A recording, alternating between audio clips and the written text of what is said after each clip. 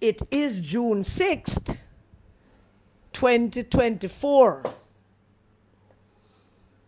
80 years ago, today was coined as D-Day, the day when Allied forces joined together and landed on the beaches of Normandy, down in the northern section of France, and started an offense that basically ended with, nearly 100,000 soldiers dying, but basically led to the defeat of Adolf Hitler and the ending of World War II, the beginning of the ending.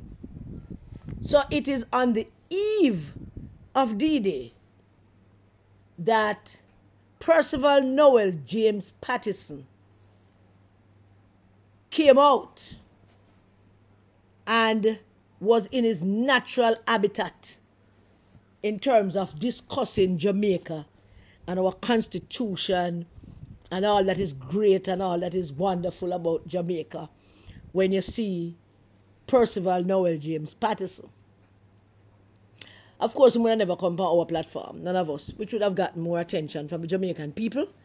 I don't think the UA thing, people would have heard about it, but on one of our platform would have been better. But of course, PJ had to come on our platform. But we still show appreciation to PJ because the two other persons that could do that, what he did, pass and gone. And that is outside of Norman Manley. The two other persons would have been Siaga and Michael Manley to come out and did what he did. And some people have been calling me and texting me and saying that, boy, PJ threw Mark under the bus. I say, yeah, he never just threw him under the bus. He run him over several times. P. Robert tied up rubber skid mark upon Mark face, you know, because he red face over tire mark them padded that PJ put on it. But this was no personal thing for PJ, because PJ not that kind of guy. I know PJ, you know. I study PJ. He's not that kind of guy. It's not a personal thing. What he wants is why PJ decided to do this was, one, to put an end to the speculation or the various arguments as to if and but and why, and to basically tie it together and tell the Jamaican people who trust him on these matters about this, and the Jamaican people have trust in PJ Patterson regarding our constitution and all of those things, and that trust has never waned in terms of some things that he can talk about effectively and put to rest for us.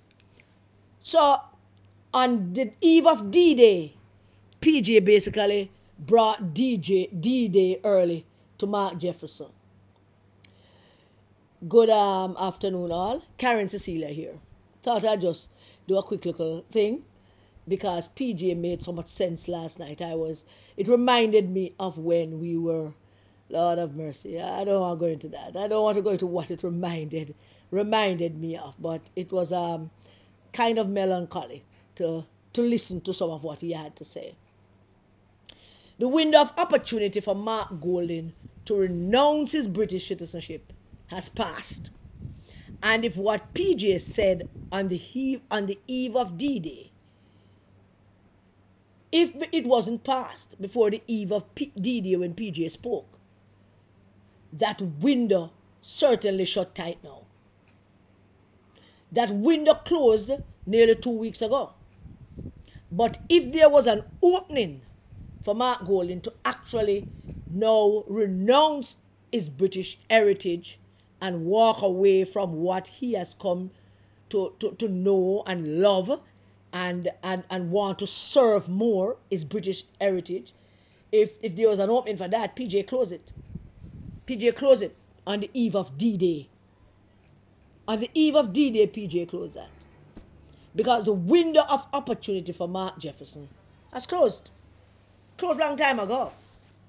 Really. If there was an opportunity for Mark Golding to now renounce and we forget everything and move on. PJ sealed it. PJ sealed it.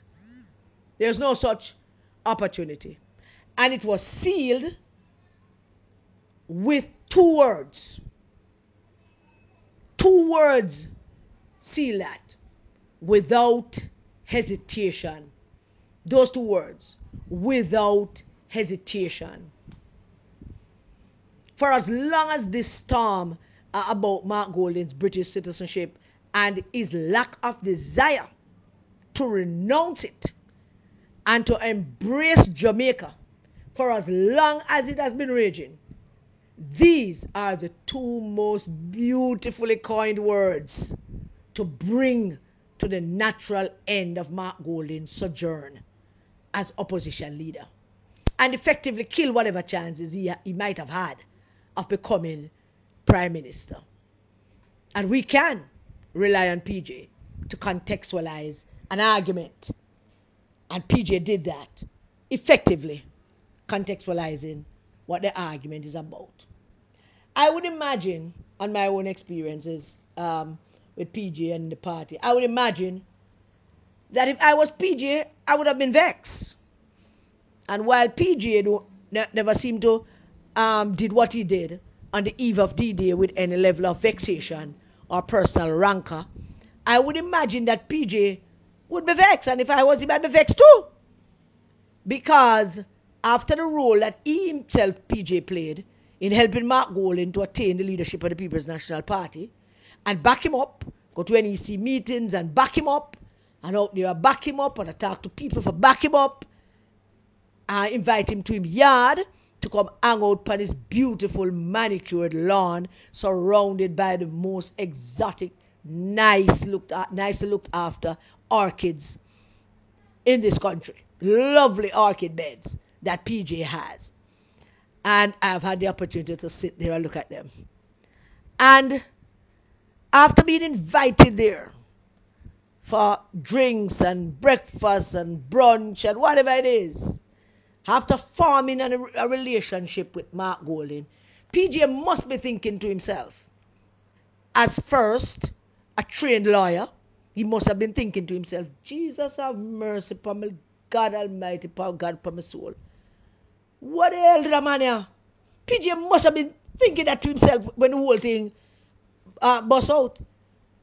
PJ must have thought to himself, what the hell? And then PJ probably took up the phone and called Omar and said, did you know about this shit? And then Omar would tell him, no, I did not know.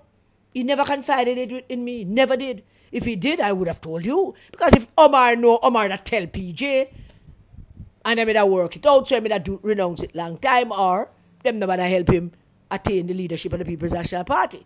Because say what you want about PJ, and I have a lot of things to say about PJ. PJ is a patriot. Say what you want, but he's a patriot. Now sell out Jamaica. Now sell Jamaica down the lane for nobody. PJ didn't love the argument what we have up when we say a black man time. PJ didn't love that argument. And when he became leader of the PMP, PJ's first annual conference, I, Karen Cecilia Cross, had the honor and the opportunity to introduce him as party leader at that conference. Oh yes, I was the one who did from the YO.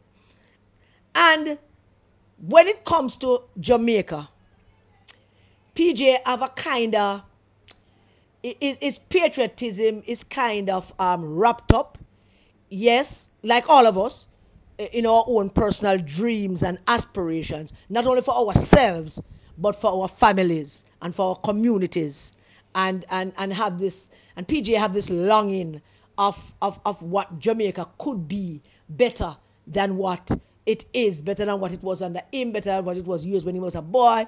PJ have always said those things, not in so many words, but in every one of his speeches. You can find in his speeches where I'm talking about Jamaica as a forward, is always in a aspirational way that PJ speaks of Jamaica. Yes, him talk about the past, but him like to speak about Jamaica in an aspirational way, and that's why him take so much credit, and it is due to him for our infrastructural development, our highways and all of that. I mean, that is something to celebrate. So I imagine that PJ did kind of feel kind of funny, and I would too, because the man lied to him, the man misled him, the man deceived him, and he would feel it. And PJ is not only feeling it for him, but I imagine that PJ and Peter Phillips feeling it also on behalf of Portia. On behalf of Portia, them also feeling it. I'm sure there is a wish that maybe the three of them could have get together and just see if them can fix something. But nobody can fix this. There's only one way to fix this, and that is Mark being gone. That's the only way. So PJ contextualized it. And PJ, in what he said, understood also from the beginning, looking at how Mark has operated since this thing became a thing. PJ must have surmised that him don't want to give it up. He does not want to give it up. Every interview that Mark Gold has given since this kofife, to borrow Donald Trump word, have opened our eyes to see him much clearer than we ever had. Every interview that he gave after this thing came out, or him sit down there squirming like a worm, looking into the camera and telling people how he's not breaking any law and he's not against the law and he's a Commonwealth citizen and I am my father's son. I am my father. And those words, those are the words that tell you exactly where Mark Golding is and where headspace is and where I'm going if we should ever make him Prime Minister of this country. Every interview I've opened my eyes to see him and point it out to people much more clearer than we have seen him for the last 3 to 4 years.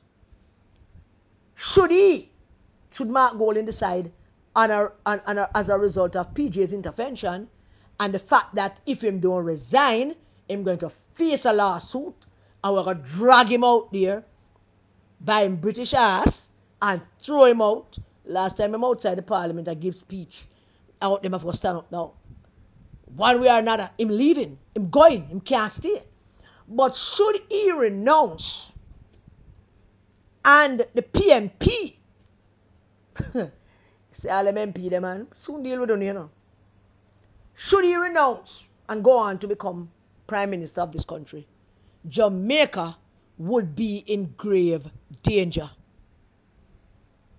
Just to use the words, when Tom Cruise asked Jack Nicholson and a few good men, would his life be in danger? Grave danger. And then Tom Cruise read it back to him. Not just danger, grave danger. Jamaica would be in grave danger if Mark Golding is forced. Because if he should do it at this juncture of the excitement that is going on, he would have been forced to do it. I don't think he would be happy to be forced to do this thing that he does not want to do. This thing that he says that he inherited. I inherited this thing from my father. From a boy. From a child. I am my father. I am my father. My father's son and I am my father. Now let me tell you this. Right now, right here. That argument about I am my father's son and I am my father. That is straight out of British intelligence playbook. That is talking points that has been given to him to say, I am my father's son. I inherit this from my father. But it has a more deep-seated meaning when he says it and or him pronounce it or him say it. Look at him eyes when him say it. He's basically saying, my father came here with nothing except the virus to infect some Jamaican people, some picnic. Get them sick, got them killed because we're testing the virus. We couldn't test the virus upon the white children in the UK. We couldn't test the virus at all on any children in the UK. So we had to find a place to test it. And they sent my father down here after he spent some years in Egypt doing all kind of nefarious things. And then after, we never know where him do for at least a year and a half before him come down here. They sent my father down here, gave him a lot of money. Him come down here and buy a house, him build hospital, him build this, him build that, him go out all kind of things. And he was knighted by our late Majesty, Queen Elizabeth II.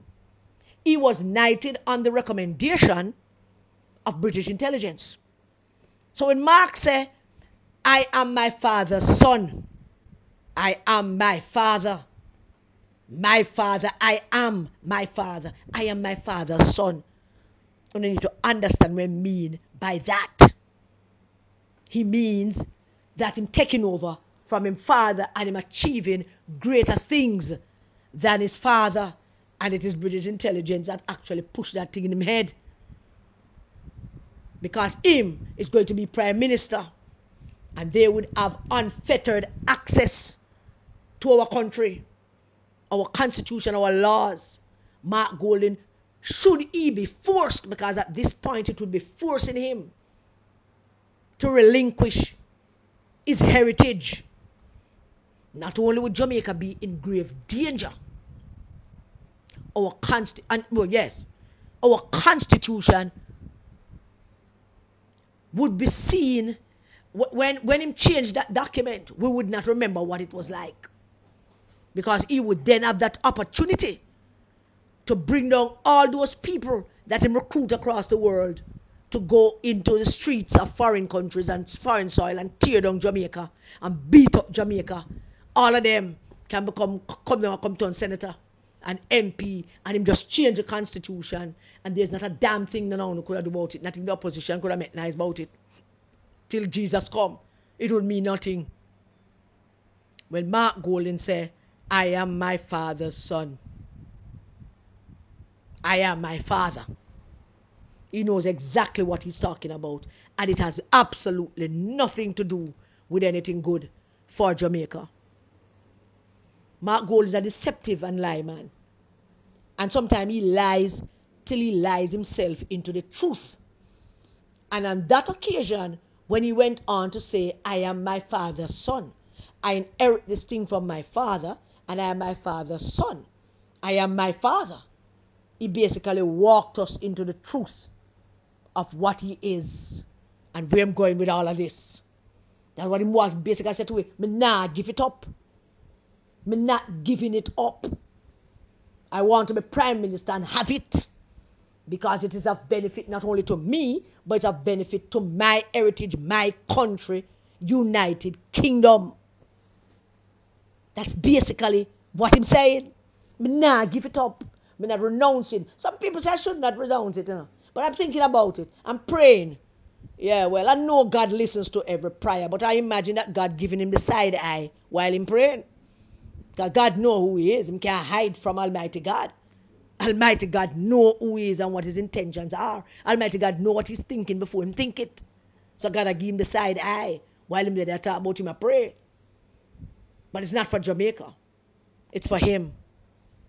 It's all about him and his heritage as a British born citizen who had the opportunity given to him by some licky delegates in the PNP to become leader of the largest political movement in the Eastern Caribbean. And after they gave him that leadership, he proceeded to tear down the constitution that built this party, tear it apart to suit himself, to secure his power, and attain to Jamaica and the voters of this country whatever he did to the People's National Party that caused it to be where it's at now is the only evidence we have of what he would do to Jamaica. We should take that evidence and we should look at it clearly and carefully, and we should know that we don't have to take a check with a man here. When the resistance started resisting him, and we started resisting him before he became leader, we were the ones out there on social media telling the PNP delegates that this is a backward step. We were the ones who coined the words massa, bakra massa. We were the ones who tell them this is going to take us back. We were the ones who told them that this is a man that if you give him the leadership of the PNP, before him use the word tapanaris, we were saying to him, he might go back up so to hang out with him, up so friend them on the veranda, and them are going to coin the agenda. And they are going to write the policies for this country. Him and all them other Jewish friends, not beating up Jewish people. And them are going to do it. We told them that before they elected him. All of those things are on social media for anybody to go look for. We were saying it, that it would be a mistake to elect this man. And at the time we were saying it, We never start the research yet. At the time we're saying it is just looking at him and hearing him and seeing him and get a feeling about him while we were saying all of that. It was just that, nothing else. We never had all the evidence that we have now. We never knew that him seemed like somebody who come from slave owners. We never have the hard facts about that until we found the hard facts. Him seemed like a lie, deceptive man. We never have the hard facts about that until we found the hard facts. We didn't know all of that.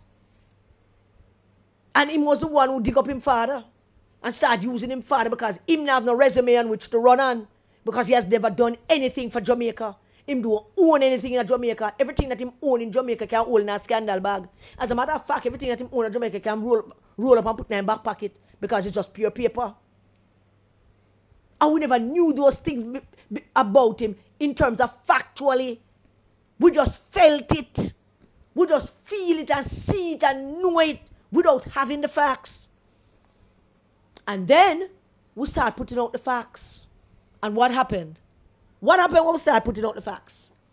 The people who support him, some of whom we thought are educated people, started beating at us. So we're wrong about him. How wrong can we be? They have become a cult now. It has become a cult where nobody can beat up Trump supporters them for saying Trump is still president and Trump win in 2020. And no, they never take it from him because he is president. And then the reporter asks, so, but what about Biden? Because isn't Biden president? Yes, he's president too, but Trump is still president. Now you go figure. So Mark tell them that he won the local government elections and he tie. He has convinced good people to look at the number 5 and call it 7. Now tell me if that is not a cult. That them going out there, putting it out on social media and saying it to people on the road, that them win 7. Because Mark tell them that 5 is 7. And they believed him. And that was the danger of this man, who has taken on everything that his father was. His father was a British agent. He has taken on that role. Having taken on that role and have the possibility of becoming prime minister, him can't renounce it. Him not going to renounce it. Him handlers, them not going to throw him out. Because them already think him is a bad agent. Them probably going to throw him under the bus shortly.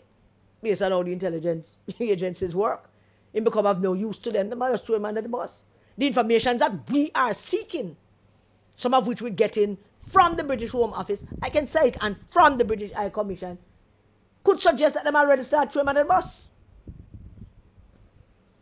I am my father's son. The father's son that went out and tell good people that 5 is 7. Trying to rewrite history in defiance of our own eyesight, in defiance of our own memories, in defiance of the recorded facts. Him tell them that it's 7. And some of them still spouting it. Now I want you to think about that. And them counting it and doing it the way that him want them to do it. This man's a dangerous man. And a danger to Jamaica. And nobody should force him to renounce his citizenship. Because it's his heritage. Britain is his home. Jamaica has never been his home. He has nothing here. Every single charity and organization that him daddy set up went into delinquency in Jamaica. All of them delinquent. Some of them taken off the books by the office that registered the registrar of companies. But all of the ones them in Britain, all them up and running. Them up and running, employed up to a dozen people, paying them taxes, doing all kind of things, contributing to this and contributing to that. Yet one of them at Jamaica in delinquent mode. They mash up. Let me explain that clear to Jamaica. Them they mash up. Them they exist anymore. None of it. He does nothing for Jamaica. He has done nothing for Jamaica. He has never done anything for Jamaica. Nothing at all. And that British citizenship, which he says is a thing, that he inherited from his father, I would imagine his children inherited from him. If they renounce, they lose theirs too. PJ's words, without hesitation. He hesitated. Him itch. Man say, man a itch. Without hesitation. From the moment this thing became a thing, he started hesitating. Because Jamaica is not his priority. Jamaica is not that important to him. He became senator in 2007. Let me tell you, this is not something that we can repeat enough, This must be repeated by every single Jamaican every day, He had his British passport when he became a senator in 2007. Every Jamaican should repeat that. He had it. So let's not quarrel about it. He had it. Portia made him a senator. There was no quarrel there, so nobody was talking about dual citizenship then. But then in 2008, when we were in opposition, the dual citizenship came up again. And at that point, Portia said, I don't have a problem with people having dual citizenship. I just don't think they should serve in our parliament and they should not serve in our Senate, because it would suggest that they have dual loyalties. And your loyalties should be to Jamaica only. Portia said it a year after she made him senator. What did he do?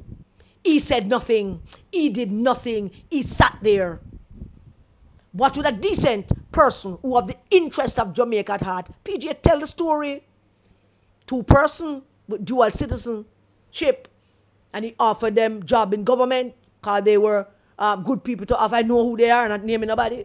They served this country well. And they said to PJ, we have dual citizenship. And PJ said it on the eve of D-Day. And tell them, you can't serve two masters one time. And the man them decided that them going to serve them country, Jamaica, that they love. They thought about their duty and their responsibility and the great opportunity and the gratitude that they show, because PJ was offering them an opportunity to serve Jamaica, and they took it without hesitation. They took it without hesitation, because for them, Jamaica was first. For them, there's an opportunity to serve their country. Them not live at the next one. Them had everything here. Them did own things here, still own things here. Man, no one not here. So he never feel it a responsibility for him to do it. So he never do it. And you should repeat this every day, Jamaicans. Everybody on social media should repeat this every day. He never did. When Portia spoke about it in 2008, he had the opportunity to say to Portia, I have dual citizenship, so you should replace me in the Senate because I'm not going to renounce it. That would have solved all problems. But let's look at it a little deeper and said, all right, him stay. We won in 2011. Portia made him Minister of Justice. He had it then still. But the worst thing about it to show is this loyalty to Jamaica, and that he does not mean Jamaica well, is that we were in power in 2014 when his passport expired. And some of us who don't have a US visa, or we don't have no visa, we're not going nowhere, or we have an ID, so we don't need the passport expire, or the most plausible reason why we don't renew our passport in right away when it expire, because most of the time we can't find the money. But him sat in the parliament in 2014, and the moment his passport expired, he renewed it while he was Minister of Justice. That is the most egregious of all acts. Everything that he has done point to that one moment. Remember, him had it from, him got the senatorship in 2007. We became government in 2011. It never expired yet. Nobody now talk about the whole dual citizenship yet. So him a scrape through and him go on, as many other MPs probably did too. So him a go through. But no, him went and renewed it while we were in government. And now, he doesn't want to give it up. He doesn't want to give it up. Jamaica don't mean that much to him. And he never acted without hesitation. He failed to act without hesitation. And him still hesitating, him still itching. So PG on the eve of D-Day say, time for you to pack it up and go your yard. Because should he renounce now, it is because he's forced to do it. And if we force him to do it, we are going to pay a price for that. He will never forgive any of us who was out there forcing him to do it. And should he become Prime Minister, he's going to exact revenge on behalf of Britain for us to force him to give up his citizenship. This thing that he inherited from his father. I am very distinct from my father. I am my father's son. I am my father. I don't have to give it up. This is my heritage. I am British. I am my father. I want you to read very clearly in those words and understand what Mark Jefferson Golden is saying to this country. I am my father's son. I am my father. I'm not giving it up. And PJ came on the eve of D-Day and said, you should have done so without hesitation. And you should have done so long ago. And even if you never did it long ago, you should have done so when you became the leader of the People's National Party and opposition leader. You should have gone to PG. You should have gone to everybody who have a knowledge of these things, and you should have given it up willingly and show the country that you are here to serve Jamaica. But you can't do it again. You can't do it again. Nothing you do right now could ever convince us that you love Jamaica. Because right now Jamaica is in grave danger with just you as opposition leader. Look what you did. Look what you did. Organize dual citizens down on foreign soil to go out in public with placard, debasing the Jamaican flag, writing stuff by the Jamaican flag, talking crap about Jamaica. You, Mark Jefferson Golden, organize that. Because you want to promise them work as dual citizens who are going to come to an police commissioner and who are going to sit down in a Senate and who are going to become consul general with them dual citizenship. You, Mark Jefferson, is a traitor. Not only a traitor, you have been a traitor to the People's National Party. I've been telling this country from 2020. But you are now a proven traitor to this country. And renouncing your citizenship now, being forced to do so now, would put Jamaica in grave danger. Would put Jamaica in grave danger. So, even if him renounce, him still have to go. And let me just close with this one warning. Right again to the PMP MPs them. Not all of them. There are some that wanted Mark to remove him, and there are others who stood in the way. And we attack history. History will be there for decades.